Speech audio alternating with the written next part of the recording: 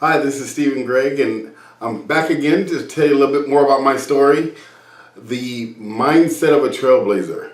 And I'm excited about talking about this part today because this was another fun thing that happened. It was challenging for me again, of course, because I was dealing with Joe Jackson. You heard my story last time about Joe Jackson and how I was inches away from millions, if not billions of dollars.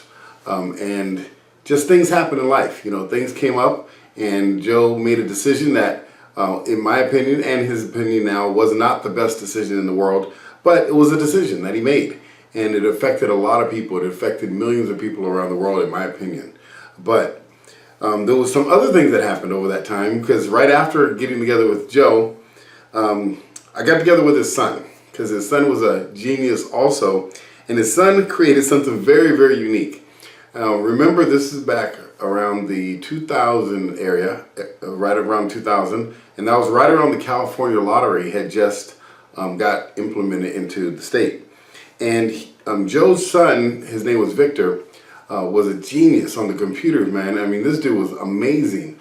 He was one of the first people who even told me anything about the internet. I remember I was at his house one day, but he had created this software package, and the software package, if you put it into your computers, it would give you all of the accurate numbers of the lotto picks, the most frequently called numbers, and it hit a lot of times. So he had been tracking all the back numbers. Every single week he was tracking the numbers of the lotto, so that if you put it into the system, this computer program would spit out the numbers that are most likely to win the lottery tickets. And so he had a lot of winning numbers that had hit before, you know, different denominations and everything. So when I met with him, he came to me and said, Stephen, I have this software, and this was, remember, Joe's son, so we knew each other already. He said, Stephen, I have this software. I'd like to be able to get this out to the market. I said, okay, well, have you tried software stores? He goes, yeah, it's hard to get it in software stores because nobody wants to buy them. We put them in there. Nobody even knows about them. I said, well, I have a great idea. Why don't we do this? Instead of taking it to software stores, people are buying lottery tickets at the convenience stores. Why don't we take that software and sell it to convenience stores and have them put it right on the shelf? So as soon as they're buying the lottery ticket, they actually are buying the lottery tipster as well. So he goes, man, that's a great idea. So what we did was he packaged it in a really thin little package that you could sit in these little take-one stands. So I went out and I bought a laptop. I went and I bought a bunch of banners, those big old yellow banners. And I remember it said, playing the lottery without a system is like throwing your money away. And so that was where I got that phrase from. I've been using that phrase even to this day. But it was funny because we made these banners, and I had went out and I got AM/PM Mini Market. They were willing to do a test on all of Southern California's different stores. I also went to a company called Core-Mark. Now, Core-Mark was a distributor. What they would do is they sell to convenience stores. They're the biggest one in the country. Well, they were back then. And they would sell different products and services to convenience stores. I went and negotiated a deal with Core-Mark to take the lottery tipster into these convenience stores. And they did. They said, yes, absolutely, we'll do it. So after we got everything set up and ready to go, I went and did the negotiation with both stores, the AM/PM Mini Market, Core-Mark. They were ready to go. We made all these banners. I spent over $5,000 of my own money getting these banners. I quit my job, so I'm sitting here ready to go. So what ended up happening, I went to the stores to put them in, and Core-Mark came and said, you know, we have a little challenge. Your lottery tipster package, I know it's $16.95 for the software. But on the package, on the back of the package, it says $10 more if they want the back lottery numbers. Because what he was doing was he was doing like an upsell, where if they buy the lottery tipster package, then they can actually buy the lottery ticket numbers, the back order, for another $10. So that was kind of like his upsell profit. That's what he was going to do. But the problem was he put the price of it right on the outside of the package. So when someone's buying the package, they're looking at $26 in a convenience store. Now, the average cost at a convenience store, Core-Mark told me, was around $3. So go from $3 average to, you know, $26. It made it a big jump. So they said, Stephen, can you just change the packaging, take off the $10 off the back, $16.95? We believe that can work. So I said, okay, no problem, let's do it. So I went over to Victor's house, and Joe was there, and Joe was still upset because what happened with Busby. But it was funny because, he talked about that forever. But Victor came to me and I said, Victor, can we change these packages? It won't cost that much. I mean, if you could spend about $800, because I'm tapped out. I've spent thousands on everything. I don't have any more cash to change the packaging. But if you could change the packaging, then we got AM/PM Mini Market. We got a few Circle K's, but we also got Cormark that is willing to do a test all of Southern California and half of the United States, or Western United States. They would be willing to test the product for us. And he said, I can't do it. And I said, did you not understand what I just said? All we had to do was change the packaging. It cost about $800 to change it. Nope, we can't spend any more money on it. I was like, why can't you spend any more money? You've gone this far. You've spent all this money to create it, what you've done. Why won't you spend $800 to get the package? He goes, because, I've already spent all I have. I told my wife I would not spend any more money on this thing unless we made sales on it. I said, Victor, we're going to make sales. We're right there. We're inches from success. We got these people that want the product, that are willing to take it and willing to sell it and test it on their own dollar. They're not even charging you anything to do it. They're willing. They believe in your product. Let's just change the packaging, dude. I don't have the money. If I had it, I'd do it. He said, I can't do it. I said, okay.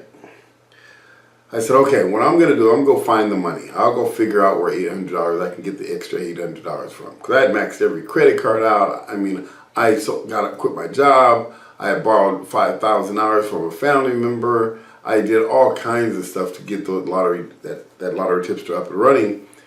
Because, that was my second, chance to make it big so I could build these enterprise and enterprise centers. And I came back about 2 weeks later. I remember I was at Victor's house, and he walked in, and he sat down. He looked a little sullen. He looked, down and downtrodden. And I was like, "What's the matter, Victor?" He goes, "I lost the patent on my product." And I said, "What? How did you lose the patent on your own product?" He said, "Because my ex-wife, I borrowed $12,000 from her dad, and her dad." Said if we didn't sell it by a certain day, that we would lose the patent. He would own the rights to the product, and that day was yesterday. I said, so wait a minute, let me make sure I'm understanding. So you gave me 3 months to pull this off without telling me. I spent every dime I had. I borrowed money. I quit my job, everything, and I only had a 3-month window to get this out there, and I did all I did, and you didn't tell me that until now? He goes, yeah, I'm sorry, man. I'm sorry about that.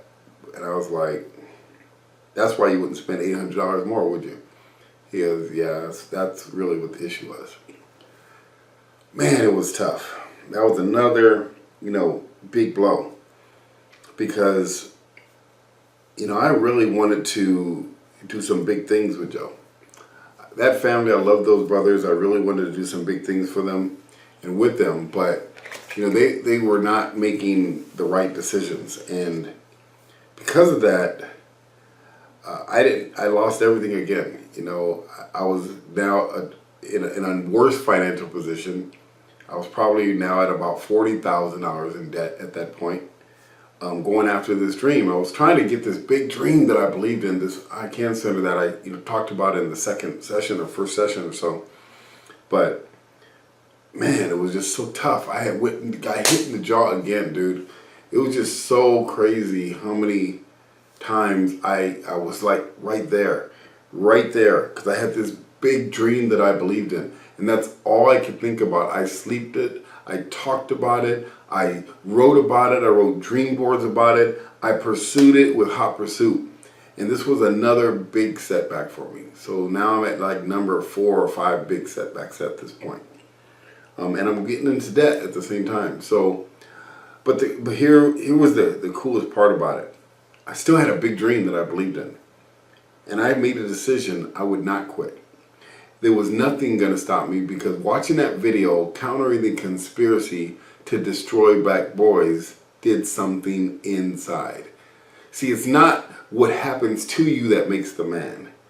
It's what you do about it that makes the man. It's who is inside that makes the man. And I knew that. And I knew I wasn't quitting. And I didn't quit. I can't say that it hurt bad, because like I said, that was probably my 4th or 5th big hit when I was young. Now, you got to remember, I'm still only 21 years old. This is my 22 years old or somewhere around there. I have went through a lot already. But let me just tell you right now, keep listening to these videos because I'm going to tell you, I'm just getting started, my friend. This journey's been a 30-year journey, a 30-year dream.